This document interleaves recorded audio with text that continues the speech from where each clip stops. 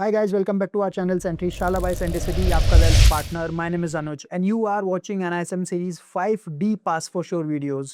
जो newly launched series है उसकी हम वीडियोस बना रहे हैं, उसकी पास फॉर श्योर वीडियोस बना रहे हैं जो कि यूज किया जा रहा है एसआईएफ और म्यूचुअल फंड्स के डिस्ट्रीब्यूशन के लिए. तो एक ही एग्जाम में हम दोनों सर्टिफिकेशन हमें मिल जाएंगे. देयर आर 22 चैप्टर्स जैसे कि मैंने आपको प्रीवियस वीडियो में बताया. और आज से हमारा जो इंटरेस्ट रेट डेरिवेटिव्स है उसके 5 चैप्टर शुरू हो रहे हैं. तो आज हम चैप्टर नंबर 20 की बात करेंगे. आज के लर्निंग ऑब्जेक्टिव्स रहेंगे understanding of interest rate futures and its pay offs, contract specification of interest rate futures देखेंगे, rational of introducing exchange rated interest rates derivatives in India देखेंगे, advantages and limitations of future contracts in comparison to FRA और interest rate future price competition की बात. तो चलिए start करते हैं. NISM series 13 जो कॉमन डेरिवेटिव्स एग्जाम है उसकी बुक है इंटरेस्ट रेट डेरिवेटिव्स, उसका chapter number 3 exchange traded interest rate futures. देखिए थोड़ा सा इंट्रोडक्शन फ्यूचर्स कॉन्ट्रैक्ट का देना बहुत ज़रूरी है. हमने इक्विटी डेरिवेटिव्स की बुक में भी देखा था और हमने करेंसी डेरिवेटिव्स की बुक में भी देखा था कि जो फ्यूचर कॉन्ट्रैक्ट्स बनाए गए थे फॉरवर्ड्स और फ्यूचर कॉन्ट्रैक्ट्स में यही फ़र्क है. जो फ्यूचर कॉन्ट्रैक्ट्स होते हैं वो ट्रेड होते हैं एक रिकॉग्नाइज्ड स्टॉक एक्सचेंज पे. तो एक रिकॉग्नाइज्ड स्टॉक एक्सचेंज होता है वहाँ पे ही ये ट्रेड होते हैं. सो फ्यूचर कॉन्ट्रैक्ट्स क्या होते हैं? सो एक तरीके से लिमिटेशंस जो थी फॉरवर्ड कॉन्ट्रैक्ट की, सब चीज़ें फॉरवर्ड कॉन्ट्रैक्ट की सेम होती हैं. सिर्फ जो फ्यूचर कॉन्ट्रैक्ट होता है वो एक रिकॉग्नाइज्ड स्टॉक एक्सचेंज पे ट्रेड होता है. तो फीचर्स देखते हैं फ्यूचर कॉन्ट्रैक्ट्स के क्या रहेंगे. Contract between two parties through exchange. तो यहाँ पे कॉन्ट्रैक्ट रहेगा टू पार्टीज का. दो पार्टी होंगी, एक बाय कर रहा होगा चीज़ को, एक सेल कर रहा होगा और एक्सचेंज के जरिए सेल कर रहा होगा. यानी कि आप बाय पोजीशन बनाएंगे, सेल पोजीशन बनाएंगे, सो एक्सचेंज के जरिए आपकी पोजीशन बनेगी. Centralised trading platform that is exchange. तो एक्सचेंज का एक ट्रेडिंग प्लेटफॉर्म होता है जो एक्सचेंज देता है सब ब्रोकर्स को. तो उसी के जरिए, उसी प्लेटफॉर्म के जरिए ट्रेडिंग कर सकते हैं. उसी प्लेटफॉर्म के जरिए हम इंटरेस्ट रेट फ्यूचर्स को बाय कर सकते हैं, हम इंटरेस्ट रेट फ्यूचर्स को सेल भी कर सकते हैं. बाइंग पोजीशन बना सकते हैं, शॉर्ट पोजीशन हम बना सकते हैं. Right. Price discovery through free interaction of buyers और सेलर्स. तो बिल्कुल फ्री इंटरेक्शन है बायर्स और सेलर्स का. Number of buyers, number of sellers आते हैं वहाँ पर. जिसको बाय करना है बाय करता है, जिसको सेल करना है सेल करता है. इस तरीके से प्राइस डिस्कवरी हो जाती है. बिल्कुल फ्रीली ट्रेड अवेलेबल है. Margins are payable by both the parties. आप चाहे लॉन्ग पोजीशन बना रहे हैं फ्यूचर्स में, इंटरेस्ट रेट फ्यूचर्स में, आप चाहे आप शॉर्ट पोजीशन बना रहे हैं इंटरेस्ट रेट फ्यूचर्स में, दोनों पार्टीज को मार्जिन देना पड़ता है. और ये मार्जिन जो है एक्सचेंज डिसाइड करता है. मार्जिन 10%, 15, 20, 25 जो भी परसेंट होता है ये मार्जिन एक्सचेंज डिसाइड करता है और इसी के बेसिस पे आपके कॉन्ट्रैक्ट वैल्यू का मार्जिन लगता है. और in the times of volatile market, जब मार्केट बहुत ज़्यादा वोलाटाइल होती है तो ये मार्जिन बढ़ भी सकता है. तो एक्सचेंज क्या करता है, मार्जिन रिक्वायरमेंट्स को बढ़ा देता है व्हेन इट कम, जब मार्केट्स बहुत वोलाटाइल होती है. Right. Expiry date decided today. So जो ये कॉन्ट्रैक्ट कब एक्सपायर होगा ये भी आज ही डेट डिसाइड की जाती है. क्वांटिटी डिसाइडेड टुडे ऑल्सो और प्राइस भी डिसाइडेड टुडे ऑल्सो. तो ये है general features of a future contract. एक नंबर का क्वेश्चन आ सकता है, यहाँ पे हम इसको देखेंगे. राइट. अब देखते हैं इंटरेस्ट रेट फ्यूचर्स क्या होते हैं. ये तो हमने फ्यूचर्स की बात की थी. अब बात करते हैं इंटरेस्ट रेट फ्यूचर्स की. तो यानी कि जो अंडरलाइंग एसेट है यहाँ पर वो है futures, interest rate futures. Right. So derivatives क्या होता है, डेरिवेटिव्स अपनी खुद की कोई वैल्यू नहीं होती, इनकी वैल्यू डिराइव होती है सम अंडरलाइंग एसेट. राइट. और यहाँ पे अंडरलाइंग एसेट क्या है, interest rate futures. So interest rates are the underlying asset और उसके डेरिवेटिव्स है और उसका फ्यूचर है जिसको हम बात कर रहे हैं ट्रेडिंग की.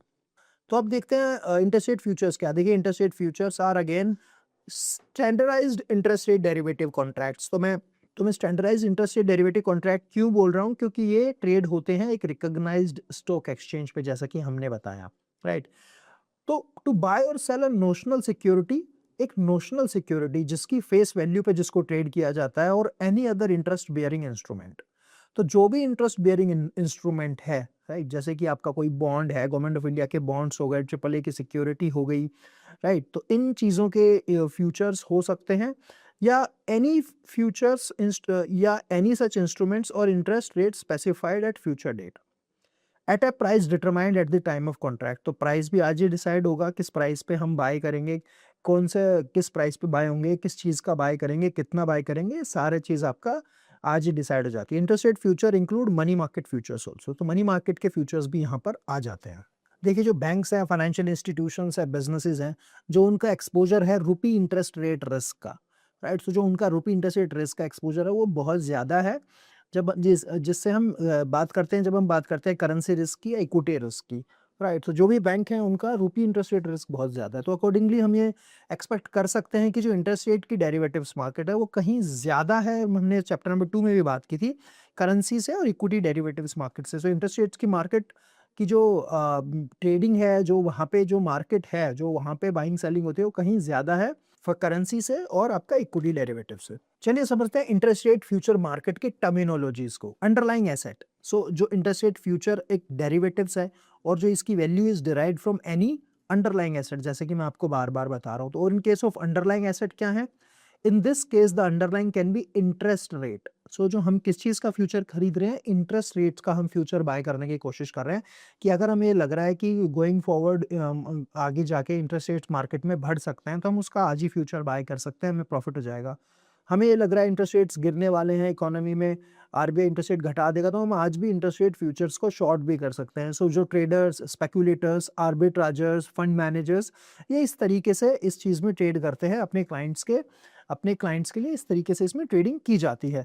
और जो मैं बात बता रहा हूँ underlying asset can be interest rate, तो यहाँ बड़े ध्यान से समझने वाली बात यह है कि जो अंडरलाइंग एसेट है आईआरएफ में, यानी कि जो इंटरेस्ट रेट फ्यूचर है, is a derivative contract whose value is being derived from an interest rate. So underlying यहाँ पे क्या है? Interest rate. अब किस चीज का इंटरेस्ट रेट होगा ये भी हम देख सकते हैं। फॉर एग्जांपल ओवरनाइट या माइबोर और एनी इंटरेस्ट बियरिंग इंस्ट्रूमेंट।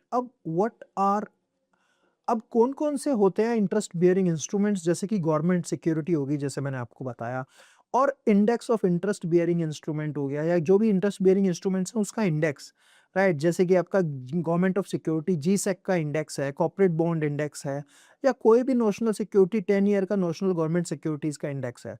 तो उसमें इंडेक्स का जो इंटरेस्ट रेट्स है उस डायरेक्ट उनके फ्यूचर भी हो सकते हैं। इंटरेस्ट रेट्स का जो इंडेक्स है उसका भी फ्यूचर हो सकता है, चाहे वो गवर्नमेंट सिक्योरिटी है या आपका इंडेक्स है, कॉर्पोरेट बॉन्ड का इंडेक्स है, 8 to 13 ईयर्स की मैच्योरिटी है, या 10 ईयर्स का नेशनल गवर्नमेंट सिक्योरिटीज की मैच्योरिटी है।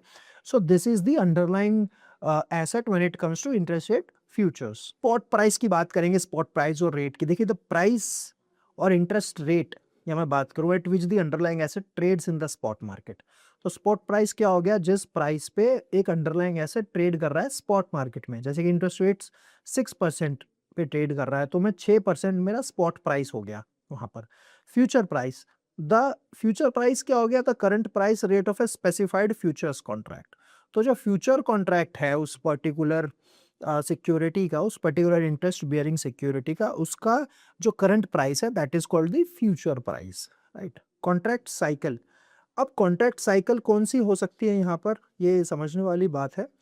Contract cycle it's a period over which a contract trades in the market. So वो पीरियड है जहाँ पे ये कॉन्ट्रैक्ट्स मार्केट में ट्रेड होते हैं, राइट। सो जो इंटरेस्ट रेट फ्यूचर कॉन्ट्रैक्ट्स हैं, ये सारे कॉन्ट्रैक्ट्स होते हैं जो इंटरेस्ट रेट के फ्यूचर कॉन्ट्रैक्ट्स हैं, और जितने भी सेबी रिकॉग्नाइज्ड एक्सचेंजेस पे ये ट्रेड होते हैं, ये कौन से कितने टाइम के कॉन्ट्रैक्ट्स हो सकते हैं? तो ये मंथली हो सकते हैं, क्वार्टरली हो सकते हैं, और इन सम केसेस वीकली भी हो सकते हैं। तो आप देखोगे वीकली कॉन्ट्रैक्ट्स भी अभी ट्रेड हो सकता है इंटरेस्ट रेट फ्यूचर्स में, आप देखोगे क्वार्टरली भी इसमें ट्रेड हो सकता है, और आप देखोगे मंथली कॉन्ट्रैक्ट्स भी अवेलेबल है ट्रेड करने के लिए, right. Expiry date also called the last trading day of contract. So क्या होता है, इस दिन उस कॉन्ट्रैक्ट में, उस पर्टिकुलर कॉन्ट्रैक्ट में ट्रेडेड जो ट्रेडिंग है वो सीज कर दी जाती है, बंद हो जाती है, राइट। सो जितने भी different kind of exchange traded interest rate futures है, हम सब की एक ना एक एक्सपायरी डेट है। इस दिन वो एक्सपायरी डेट बंद हो जाती है जिसमें ट्रेडिंग बंद हो जाती है। और for example for single bond government security future, expiry date क्या होगी इसकी? Last Thursday of the month होगी। So in the case the last Thursday is a trading holiday, तो फिर वो आपका जो आपका प्रीवियस ट्रेडिंग डे रहेगा वो आपका लास्ट ट्रेडिंग डे बन जाएगा। जो अब बात करते हैं टिक साइज की, कि जो मिनिमम प्राइस मूवमेंट अलाउड है, मिनिमम मूवमेंट अलाउड है जो रेट की कोटेशंस में या प्राइस में, वो कितनी है, राइट। बॉन्ड मार्केट में चलिए समझते हैं कितनी है। तो यहाँ पे ये क्वेश्चन आएगा, और 110% ये क्वेश्चन आता है, बार बार रिपीटेडली ये क्वेश्चन आता है कि what is the tick size in the interest rate futures. So tick size for an example, tick size for single bond future है 0.0025 रुपीज, मीन्स 0.0025 के ऊपर ही उसमें ट्रेड होगा। The price entered by the buyer and seller can be 99.9975 या 100.0000 या 100.0025। तो जो price change होगा वो इन मल्टीपल्स ऑफ 0.0025 होगा, ये हमको समझना है। Contract value, to arrive at the contract value, देखो हमें कॉन्ट्रैक्ट वैल्यू पे जाने के लिए we have to multiply the price, जो प्राइस है और जितना हमने लॉट साइज लिया है उसको हमें मल्टीप्लाई करना पड़ेगा, या कॉन्ट्रैक्ट साइज है तो कॉन्ट्रैक्ट साइज और लॉट साइज क्या होता है, जितने का कॉन्ट्रैक्ट है। For an example interest rates के 50 इंटरेस्ट रेट्स के उसमें शेयर्स हैं, राइट, तो 50 का एक लॉट साइज उन्होंने बना दिया है, तो वो lot size multiply by price, वो आपका कॉन्ट्रैक्ट वैल्यू हो जाएगी। इसके बाद आ जाता है आपका जो सेटलमेंट प्राइस की बात करते हैं, right, daily settlement price, it is required mainly for M2M settlement, right. Daily settlement price क्या होता है, is the last 30 minutes average of trading, और वो क्लोजिंग प्राइस भी बोलते हैं।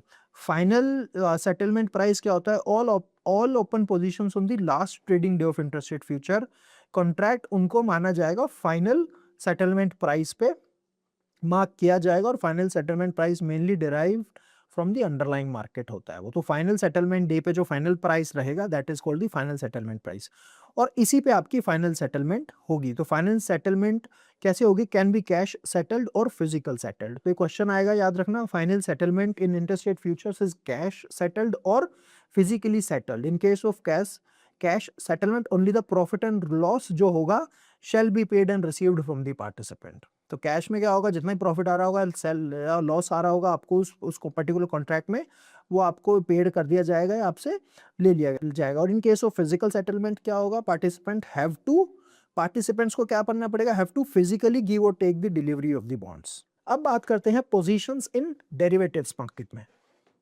देखिए एज अ मार्केट पार्टिसिपेंट क्या होगा, you will always deal with certain items like long positions, short position, open positions, right. So ये चीज़ें हमको समझनी पड़ेंगी कि पोजीशंस कैसे ली जाती है डेरिवेटिव्स मार्केट में, राइट, और कौन कौन सी पोजीशंस में हम ट्रेड कर सकते हैं। चलिए देखते हैं। सबसे पहले देखते हैं लॉन्ग पोजीशन किसको बोलते हैं। So outstanding unsettled buy position in a contract is called long position. तो जब हमारी बाय पोजीशन होती है, या जब हमें लगता है कि ये पर्टिकुलर अंडरलाइंग एसेट का प्राइस इंक्रीज हो सकता है इन द नियर फ्यूचर या फ्यूचर में, तो उसको हम बाय पोजीशन में ट्रेड करेंगे, और that particular buy position is called long position. So any unsettled buy position in any particular contract is called the long position. For an instance की बात करते हैं, मिस्टर एक्स ने बाय किए 5 contracts on single bond future, right, कोई किसी bond का futures है तो उन्होंने उसके 5 कॉन्ट्रैक्ट्स को बाय कर लिया, right, then he would be long on 5 contracts on single bond futures. तो ऐसा बोला जाएगा कि उनकी पोजीशन, उनकी 5 सिंगल बॉन्ड फ्यूचर में 5 उनकी जो पोजीशन है 5 कॉन्ट्रैक्ट्स में उनकी बाय पोजीशन है, right. If Mr Y buy 4 contracts on paper futures, अगर वो पेपर खरीदते हैं, सो एक कमोडिटी है, कमोडिटी का एग्जांपल दिया गया है, if Mr Y buys 4 contracts of paper futures then he would be long on 4 contracts of paper. तो इस तरीके से लॉन्ग पोजीशन बनती है। इसका बिल्कुल उल्टा कर दे तो शॉर्ट पोजीशन बनती है। अनसेटल्ड और outstanding sell position in any contract is called the short position. तो जब मुझे लग रहा है कि वो एक पर्टिकुलर इंटरेस्ट रेट नीचे जा सकता, या इस पर्टिकुलर के जो बॉन्ड के फ्यूचर्स हैं वो नीचे जा सकता है बॉन्ड प्राइस, तो मैं उस बॉन्ड के इंटरेस्ट रेट फ्यूचर्स को सेल भी कर सकता हूँ, या उस पर्टिकुलर इंडेक्स को सेल कर सकता हूँ। So any outstanding unsettled sell position in a contract is called the short position. For example, अगर मिस्टर एक्स सेल करते हैं 5 contracts on single bond futures, so उनकी 5 कॉन्ट्रैक्ट में माना जाएगा शॉर्ट पोजीशन है, राइट। और ऐसे ही अगर वो 4 कॉन्ट्रैक्ट सेल करते हैं पेपर के, माना जाएगा कि उनकी ही शॉर्ट है 4 कॉन्ट्रैक्ट्स ऑन पेपर पे। अब बात करते हैं ओपन पोजीशन की। देखिए ओपन पोजीशंस कितनी हैं, राइट। तो ओपन पोजीशन निकालने के लिए एक ये क्वेश्चन बहुत रिपीटेडली एग्जाम में आता रहता है कि ओपन पोजीशन आपकी निकाली जाए। सो any outstanding unsettled position either और लॉन्ग साइड और बाय और sell side in various derivatives market is called the open position. ध्यान से समझने वाली बात है, अनसेटल्ड ईदर लॉन्ग में हो या बाय में हो open position. For an example, मेरी 3 तो लॉन्ग में भी हैं और 3 बाय में पड़ी हुई हैं। फॉर एग्जांपल, मेरी 3 पोजीशन लॉन्ग में है और 3 पोजीशन शॉर्ट में है, तो मेरी कितनी पोजीशन हो गई, आई हैव 6। तो मेरे 3 कॉन्ट्रैक्ट्स बाय में हो गए और 3 कॉन्ट्रैक्ट्स मेरे सेल में हो गए। चलिए एक एग्जांपल के जरिए इसको हम समझते हैं।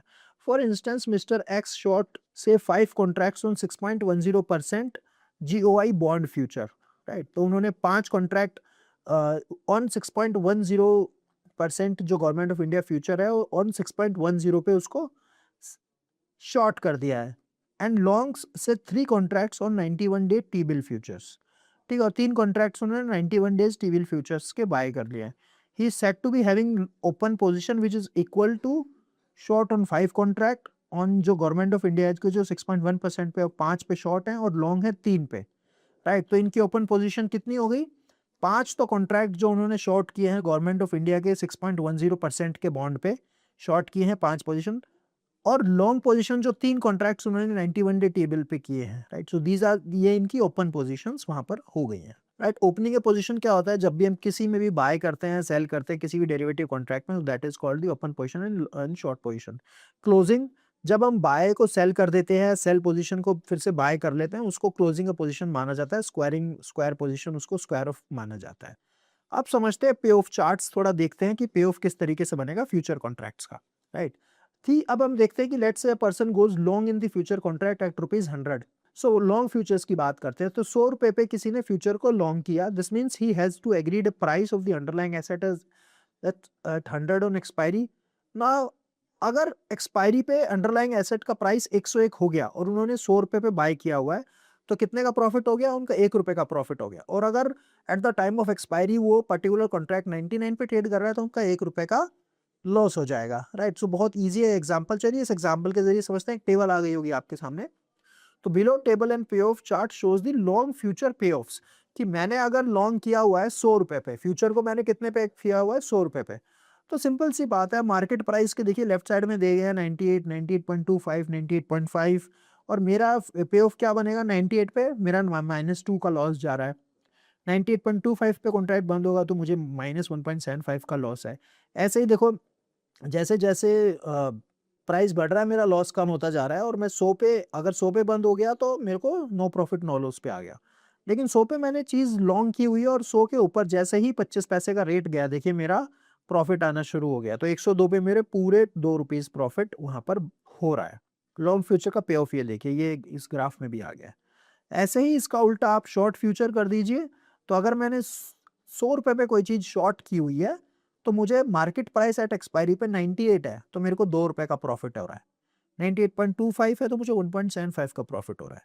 ऐसे ही वो चीज़ नहीं 100 पे क्लोज हो गई है तो मुझे कुछ नहीं आ रहा है। हाँ, 100 के ऊपर निकलते ही मेरा उसमें लॉस शुरू हो जाएगा, क्योंकि मैंने 100 पे शॉर्ट किया हुआ है। मेरा जितना नीचे जाएगा उतना फायदा है मेरा। लेकिन यहाँ पे ऊपर आ गया, वो 102 पे क्लोज हो गया, तो मेरे को यहाँ पे 2 रुपए का सीधा-सीधा लॉस आ रहा है। So these are short future pay offs. अब बात करते हैं contract specifications of exchange traded interest rate futures की। देखिए जो cash settled interest rate futures हैं on 6 year, 10 year and 13 year government of India security के, उसके बारे में देखते हैं। सो अंडरलाइन कौन है यहाँ पर? सिंगल जो government of India dated security, जिसकी मैच्योरिटी है 8 to 10 ईयर, 4 to 8, 8 to 11 और 11 to 15 years, right. So Government of India bond is selected by stock exchanges in consultation with FIMMDA. For example, futures on 6.10 central government security having maturities in 2031. So ये underlying assets हो सकते हैं, right? So इनके futures हो सकते हैं interest futures के। अब unit of trading में देखिए एक lot. So एक lot अगर आपको उठाना है तो one lot is equal to notional bonds of face value है ना 2 lakhs, that is 2000 bonds हो गए हैं। राइट। सो एक लॉट जो यूनिट ऑफ ट्रेडिंग है उसमें एक लॉट होता है विच इज इक्विवेलेंट टू जो आपकी face value of that particular bond की, which is equivalent to 2 lakh rupees, that is 2000 bond हो गए। कोटेशन आपकी क्या रहेगी? प्राइस बेस्ड जो होगा, trading and settlement price of face value is ₹100 और कॉन्ट्रैक्ट वैल्यू कितनी हो गई आपकी? 2000 की। सो कितना हो गया आपका कॉन्ट्रैक्ट का साइज? 2 लाख हो गया, राइट। तो टिक साइज है 0.0025, प्राइस बैंड +-3%।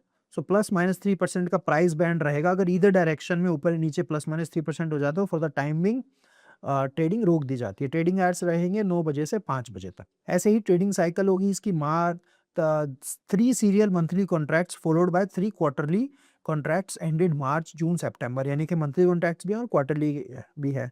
एक्सपायरी इसकी होगी last Thursday of the month की। कैश सेटल्ड रहेगा और final settlement price weighted average of the इसमें माना जाएगा last 2 hours of the trading. So इस और ये डेली जो इसकी सेटलमेंट कैसे होगी? T+1 में। ऐसे ही आप देख सकते हैं 91 डे का टी बिल का फ्यूचर कैसे ट्रेड होता है।